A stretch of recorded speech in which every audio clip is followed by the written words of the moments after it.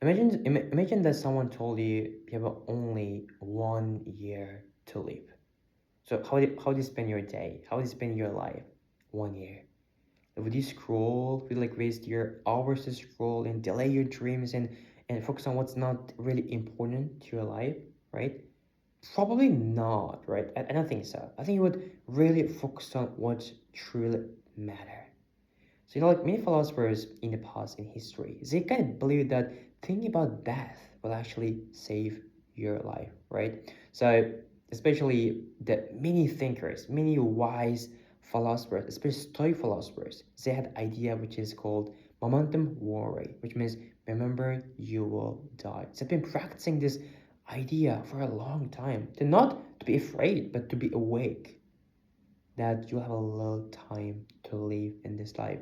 Well, you know what? Today I'm going to share you some ideas that will help you to change why I actually think about death is one of the most strongest way to live better, to restart your life for the better part. So, hello guys, welcome to my channel. My name is Tommy, and I've been talking about philosophy and Stoic philosophy journey for a long time. And I've launched my YouTube. This is my second video, I have said, and please subscribe if you want that because today's gonna be really meaningful and a really good topic.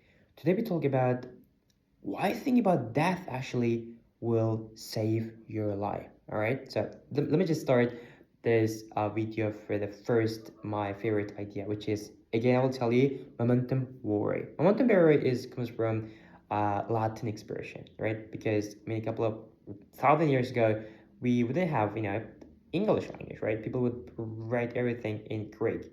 This idea comes from in Rome, so it basically means that you remember you must die, or you remember you will die. So let's just start with the first idea.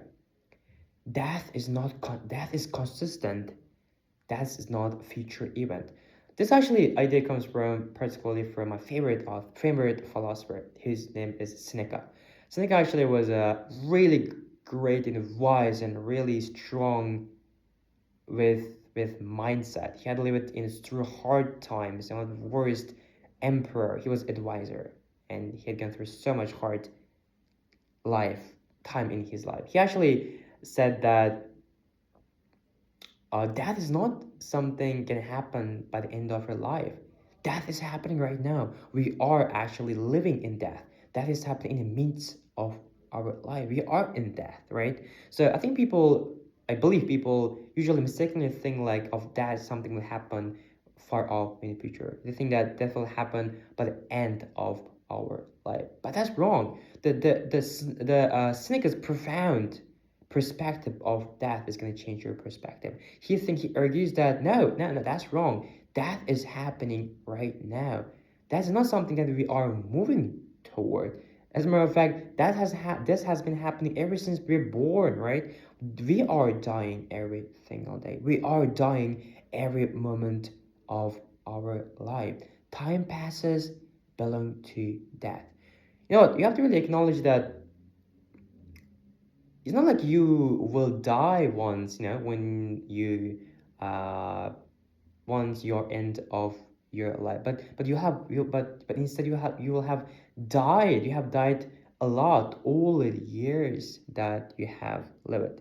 Well, like when you go to cemetery is a place where you will be put it. I mean, people are put it when they passed away. When you go to cemetery, you can remind it that that is all we all surrounded by death, right? There's people who die. You can actually see the gravestone. So the one of the most important takeaway from this first lesson is you have to understand all a second and time is ticking away is really consequential, right? Because you're basically now spending on the most important non-renewable resources in the world, which you will never able to make more of, which you will never able to make like accumulate of, which you will never able to which you are not getting anymore, right? So like when you engage in active like in a activity of wasting your time, or when you scroll, when just talk with the people whose values whose like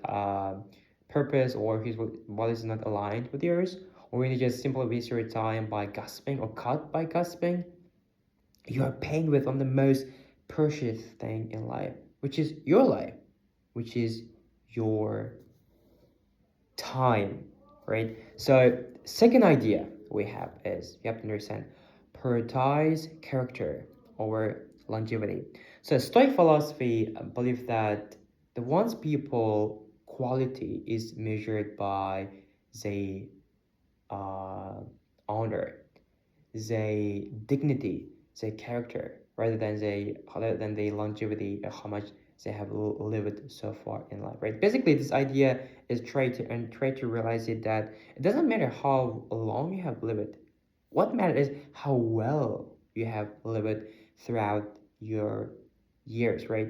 So actually, Stoic philosophy really wants you to live in short life with dignity, with good character, with a kindness, with a purpose, with a clear path of becoming what philosophy is trying to make you one. With a forgiveness, right? With a discipline, with a self-denial, with a simplicity, with there's a story, there's a like here, there's a list which I actually I have read it, I have highlighted. I'm gonna read for you. Let me just find it, okay? Just a minute. Yeah, here you go. Oh, where it's gone? Sorry, just a minute. Yeah, here.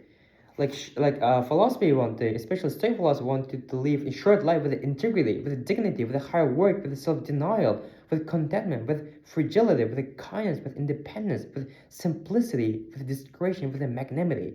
So magnanimity is basically act of generosity, right? So discrimination is basically an act of helping people, being a kind person rather than living a life which is sustained by comparison, which is controlled by all the procrastination, or in a life which you're a slave to your emotion, right? So I think you have to really acknowledge the fact that life is gonna be hard on you. Life is gonna kick shit off you, right? Life is gonna be unfair for you. Now I'm gonna tell my favorite story of one guy whose name is Wilberger. Wilberger was a soldier. He participated in North American war, and he was captured. He was captured by enemy soldier, and he was sculpted and he was survived. The sculpted is basically is activity where your skin of your head is uh removed by from your body, right? Basically, you can actually see that his brain when you look at his head.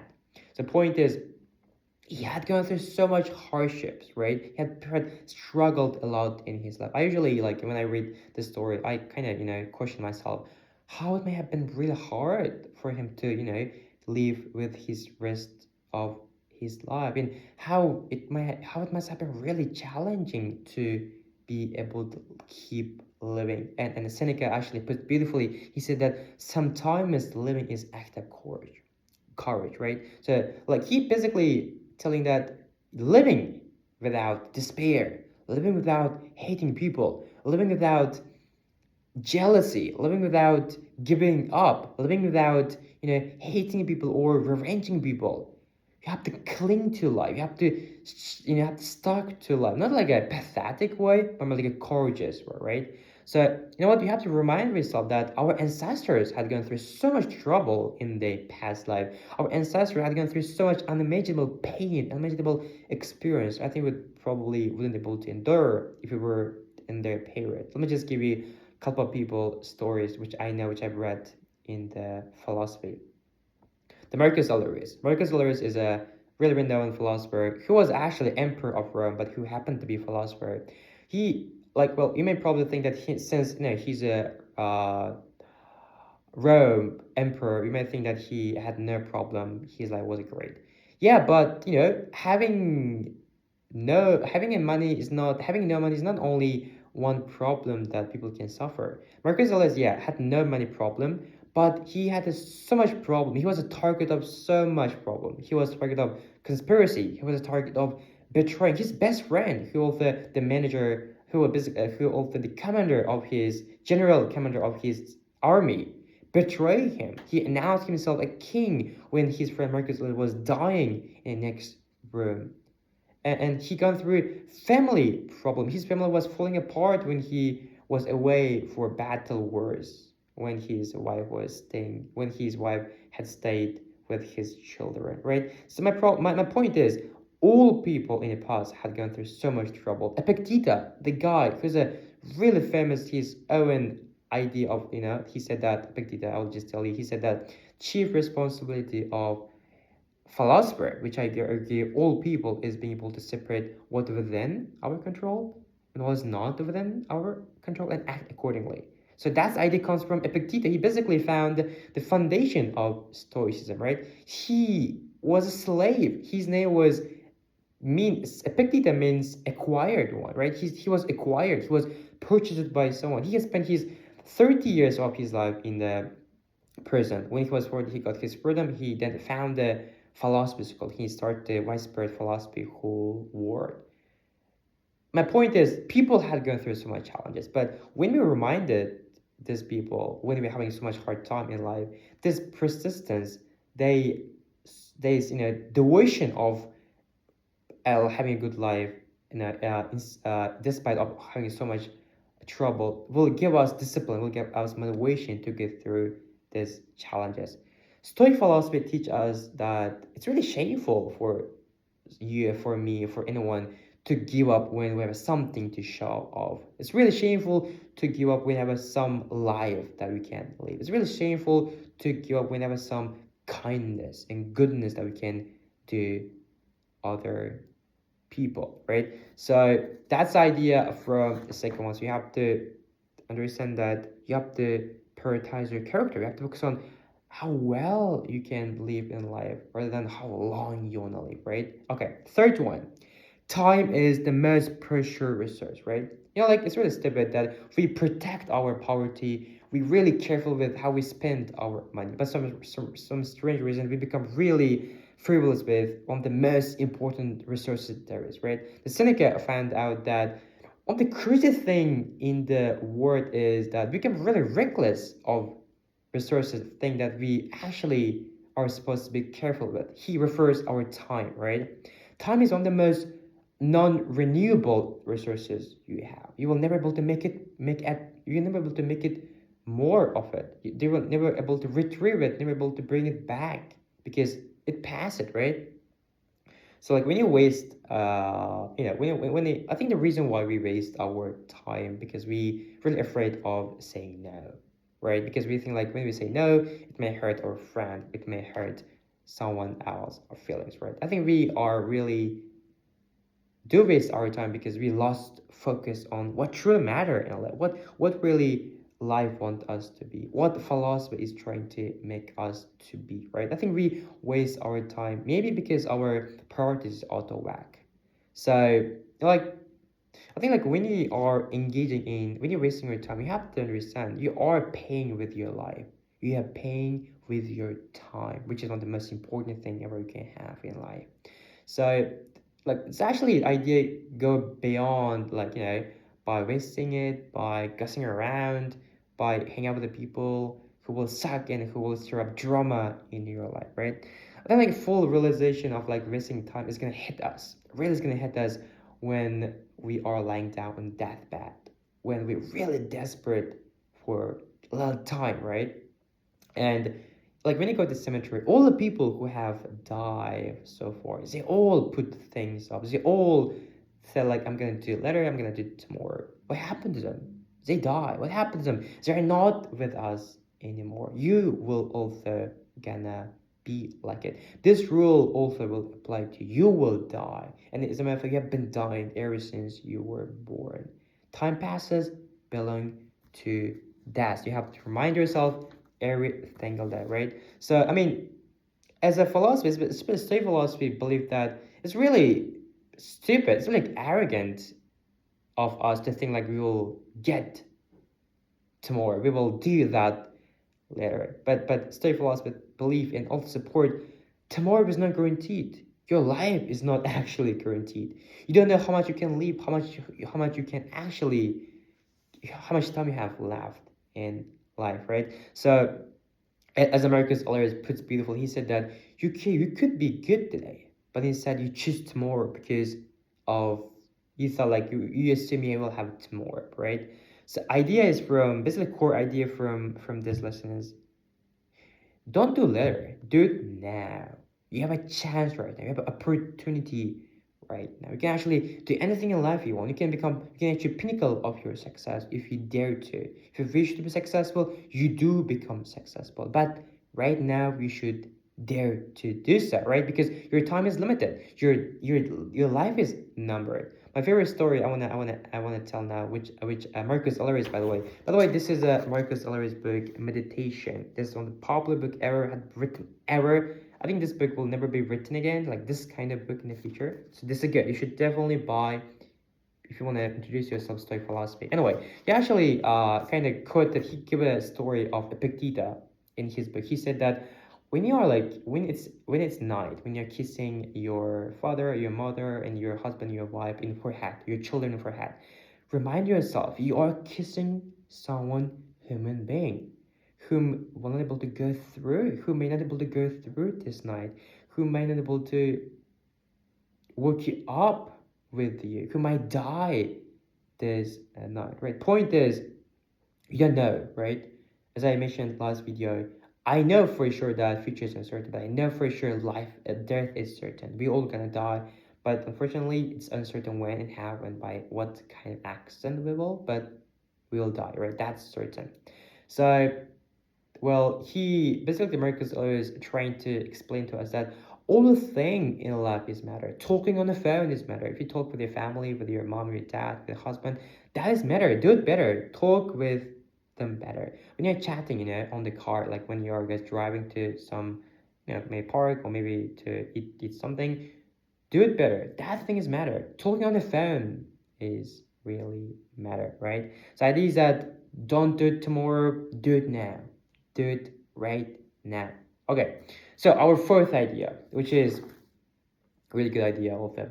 Possessions are temporary. The thing you have right now, you're not owner. These things are temporary, right? So Ryan Holiday is my favorite author. He's a YouTuber. He's got so much wisdom, so much abundance of insight of philosophy. You should definitely check him out. His name is Ryan Holiday. Just write in YouTube, he will pop up. So he's got a really big library in Texas, where he lives, and he was once he actually I watched his video. He was telling that this library before I bought it, that was belonging to someone else. Before someone had bought it, was belonging to someone else. My point is, he was trying to tell that properties will change, possession will go away, even worse, possession will decay, possession will forgotten in life, right? So well, if you just go back to my favorite, I want to tell my favorite story from Epictetus. Epictetus was the Asian Stoic philosopher, right?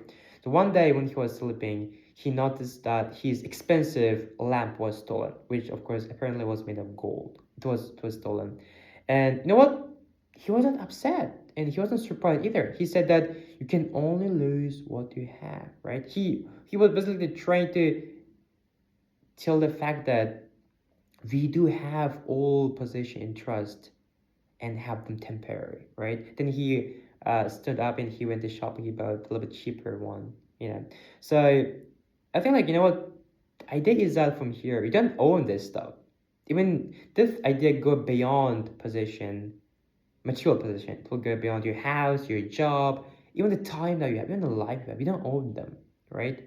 So like, don't be arrogant of thinking like you're gonna leave or you're gonna own them for a long time, right? So like, especially Epictetus puts also beautifully. He said that we are in everything that we owe in this life. We will owe them as much as we like it to have them, right? That's the idea. So let me just give you one solution to deal with this like problem. So when you understand that temporary nature of possession, I think you will kind of be relaxed because you know that you don't own them. The things not belong to you, especially your life, right? So you have nothing to worry about. You'll have a less concern about material thing, about your money, about your job, about all the thing, because it's not gonna be with you, or you're not gonna be with them. You will die, right? Even though you may spend so much time on them, but you will be forgotten. You will be dead, right? That's the idea. So, and also when you practice this beautiful perspective, when you embody this mindset of like, you know what, I'm not gonna help them, that thing will be lost in a way. So you will become less stressful, and you will cultivate beautiful mindset of like let things go easily, right? Like when really it's time to let things off, especially the thing you do care, especially that could be your family stuff or maybe the inheritance or money things, but everything that you really cherish. When it's time to let them go, you will be able to let them go without worrying because you don't own them. It's not yours, and after what do you have to stress out so much about it? And I want to end this lesson with my favorite philosopher quote, right? My favorite philosopher when he was about to die, when he was lying down in his bed, deathbed, he actually said in his last word, he said that I am ready to give it back, the gift. So he basically referred to life, his life, right? He was given this life as a gift by God Himself, by universe Himself. It's not belong to Him, which is really stoic idea. Our faith one. So fame or wealth being fleeting. So does anyone care, how much money, how are they wealthy? Who the wealthiest person in cemetery? Does anyone care that how much fame they have now, right? Marcus Aurelius puts really beautiful in his quote. He said that the people who last long for fame, they are chasing wrong thing, right? He also all the people that history have seen, brutal people, bad people, good people, people who were controlled by corruption, who had people who was rich people in this earth. What happened to them? They forgotten. What happened to them? Even people that now in this world are really popular, artists or this wealthy people or curators, what will happen to them? They will eventually and slowly fade away from our mind, right? Marcus Aurelius, when he was writing his book, this meditation, he listed a couple of emperor who served, who controlled and ruled Rome before him. He said that what happened to them? These people now, the people named now are largely forgotten. He just really give a beautiful sneer. Right? He said that it's like a two candle are trying to light each other, but eventually they will goes out. So like if some people pursue fame to honor his death, it means these people are stupid, right? This idea of like I'll become famous and I will become rich, so people will remember me after I become after I I pass away. That's stupid. That is also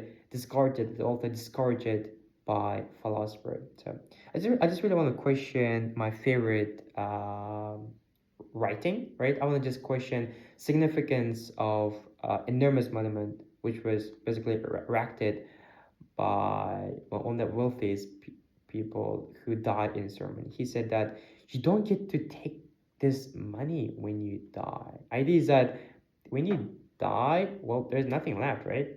All the money you may have earned will stay in there in life, but you will be gone. Even though you will not be there to enjoy this old thing, because even though you may remember it, eventually this old thing will be forgotten. You will be forgotten. Your name will also be forgotten. This right. So you have to acknowledge that it's all exclusive thing that we are chasing, all exclusive wealth that we're currently working on or trying to achieve. It also means that we have to give up the most important thing of our life, which is our happiness, which is our most important time with our family, which is also our important time for the thing that we love, right? The thing that we are really passionate